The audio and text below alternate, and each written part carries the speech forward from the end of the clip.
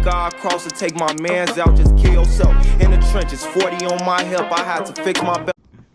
What's good, you know what I'm saying? No, J. We back in the video, y'all know what I'm saying? Today, y'all, bro. You're not looking around for nothing. Nothing on the floor for you. What? I'm just living my life how I live it. Alright. Anyway, y'all, bro. We got somebody requested this in the comments. Meet the most intimidated player in NFL history, bro. It should be Jordan Parrish. No one was scared of you in football. Yeah, it was. No, the running back when he seen you, he ran towards you. And guess what? He hurdled you. He fell there. He hurdled you. He ended there. It's literally a play. It's literally a play of you literally getting crossed up. Where? In football, yes, you did like this, but you. I got the tackle. I got the tackle right. But it don't count because he fell on purpose. I got the tackle right. Right. I made him fall right. It's on the stat sheet. I guess, bro. Anyway, y'all, bro, we ain't do NFL in a minute in this bit, you know what I'm saying? So should we bring this back into this bit? So let's get straight into this bit. Make sure y'all like, comment, subscribe, new subscriber for this, share the video and all that, bro. Let's get to this bit.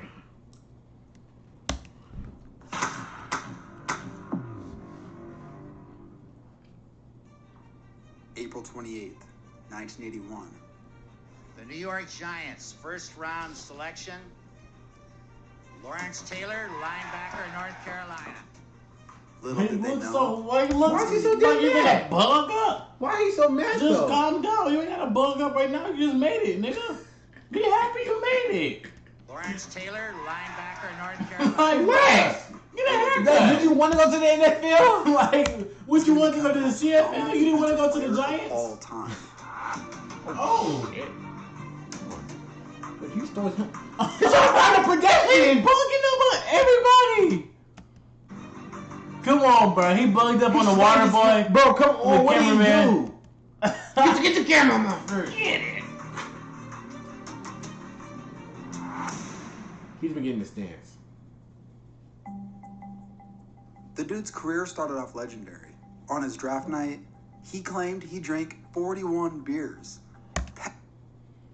He was ready to crash out before he even got to the NFL. Yeah. He ready to crash out. Crash out. Insane. It had to be a crazy night on top of the fact that he didn't even play football until 11th grade. And now he was gonna... What the freak?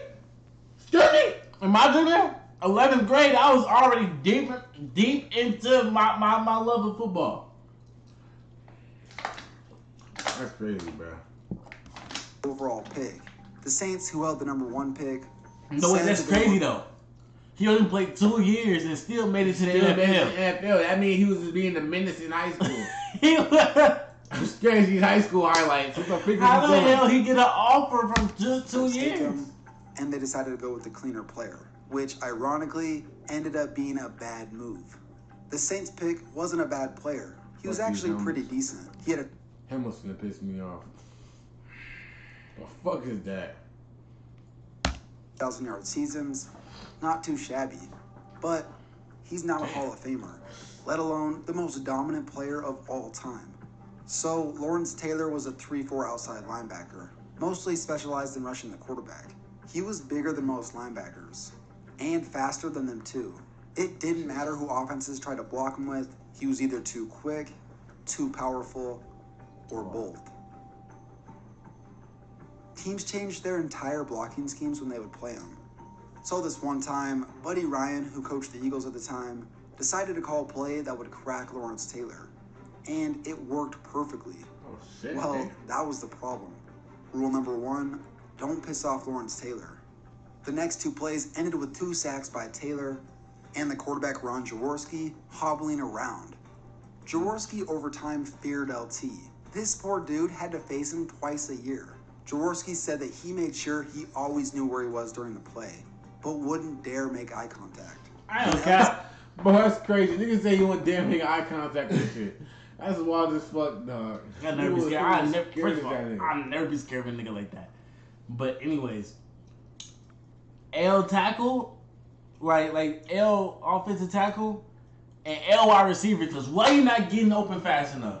No. Well, this Why the nigga, quarterback just sit back there like that? well, this nigga is literally rushing like a freaking like He is. His head was on fire, nigga. Sure, he No cap, always knew though. where he was during the play. No can't cap, make a though. thing. Faced him twice a year. No cap, though. Jaworski Damn, said you that can't he make made sure Yeah, he all always knew where he drags. was during the play, Oh, God. but wouldn't dare make eye contact. When LT was asked in an interview, "Did you ever make eye contact?" he said, "Once. I winked." Lawrence Taylor knew he could get into the head of opposing players. They come to the line of scrimmage, and the first thing they do is start looking at me. I know, and they know. When they find me, they start screaming, 56 left, 56 left. After the play was over, I'd come up to them and whisper, "Don't worry where I am. I will tell you when I get there." Not only was he a complete freak of nature physically, but he just was insanely reckless and a hardcore partier. He would show up to practice reeking of booze, and to counteract the stench, he would down an entire bottle of Scope. An entire bottle of mouthwash? That's gotta be worse for you than the actual drinking itself. One of the craziest. Are you a menace? He's a menace. Don't ask him that question. He is a menace, not argue a menace. What do you mean? You drinking mouthwash? What are you? What's the purpose? Drinking mouthwash. You just want bruh. to put it. What did that even do? Like, A whole bottle of did someone dare? Did he mouthwash. lose a dare or something? Like, what is this? What the hell? Bro, he better not be drinking that shit just for fun and shit, dog. I'm gonna get pissed off, bro. Man, I know that shit burn. Dude, he said starting his rookie year, he smoked an ounce of crack every single day. Smoke. He didn't say sniff. Smoked an ounce of what? An ounce of crack every day. Crack day. Every day, Jordan. Yeah, he a menace. I don't He care. couldn't even think straight. He didn't even use his brain. He was going off straight crack. His body wasn't even working at that point. What the frick is happening? Y'all, this nigga Lawrence Taylor is absolutely crazy, my nigga. He was a crackhead in the NFL, fam. Nigga was smoking crack every day in the NFL, bro. I'd be scared of him too. Bro, I see why he's fast, got superpowers. For real, they gave He him crackhead. super abilities and shit. He would spend thousands of dollars every single day on it. To pass a drug Fuck. test, this $1,000? dude, he said starting his rookie year, he smoked an ounce of crack every single day. He was spending Ounce though, That's that's a bell. That's I a think really that's a big lot. shit. That's a lot, man. thousands of dollars every single day on it. To pass a drug test, he would have teammates give him urine samples, which, ironically, tested positive twice for 2 teammates giving him positive samples. There were times I'd be standing in the huddle, and instead of thinking what defense we were playing, I'd be thinking about smoking crack after the game. Well, you gotta understand though, it didn't affect my play. He wasn't lying. To start off his career, he went to 10 straight Pro Bowls, having 7 seasons in a row with double-digit sacks, including 20.5 sacks and the NFL MVP in 1986. Crack and cocaine didn't slow LT down. Well, neither did injuries, apparently. I made a video about how tough Jack Youngblood was, but this is pretty ridiculous as well. Playing against the New Orleans Saints, LT came off the edge, but as one of the offensive linemen he had beaten fell down, he brought his weight down on Taylor's arm, which ended up tearing a muscle in his shoulder. Clearly in a ton of pain, LT was not going to be denied the opportunity to play, even if it meant playing with basically one arm. So the trainers strapped it up as best they could and sent him back out on the field. He would go on to have 3 sacks. What the fuck? Other than him grabbing his arm after plays, you can't even tell he's hurt. LT was just that much better than everyone on the field. Wait, he got that freaking fumble? You can't even tell he's hurt. Oh, he's like that. I don't care. Is that not with the arm that just got hurt? That was with the arm that just got hurt. Better than everyone on the field. When you can rush 3 linemen and Lawrence Taylor, it's like rushing 5.5 people. One of the intangible factors of a dominant team, especially a defense, is intimidation. Jerry Sizemore, a former offensive tackle of the Eagles, in a New York Times article said, "There were many sleepless nights. You played New York twice a year. Towards the middle of the week, something would just come over you and you just start sweating. My last year in the league, opening day, he just looked at me and laughed. Right there, I thought I had to get out of this game. The dude ended up quitting after that season. In the same interview, he also said, quote, "I'm glad that LT was on the left side and that I was on the right, so I could play as long as I did." The last thing I gotta talk about is LT's most famous play. Even though I'm sure a lot of you have seen this, I'm just gonna say this now. Discretion is advised. We seen this too on the stage. What? It's the way he broke that nigga's leg. His leg was all like, Oh my gosh, no. ah! Or it was his arm or his leg. I don't know. It was his leg. It was his leg.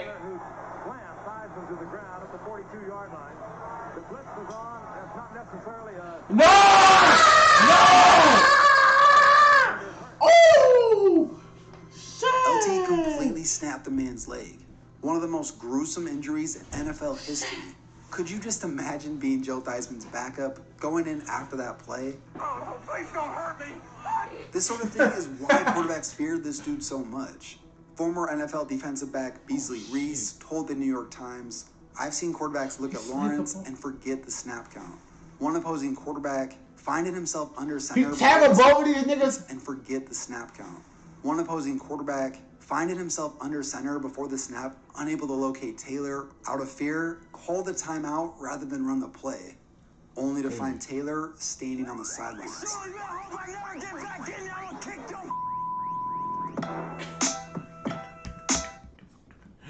Dog, that was a good video, bro. Yeah. What the fuck? Y'all let us know y'all want to see more videos like this from his channel in this bit.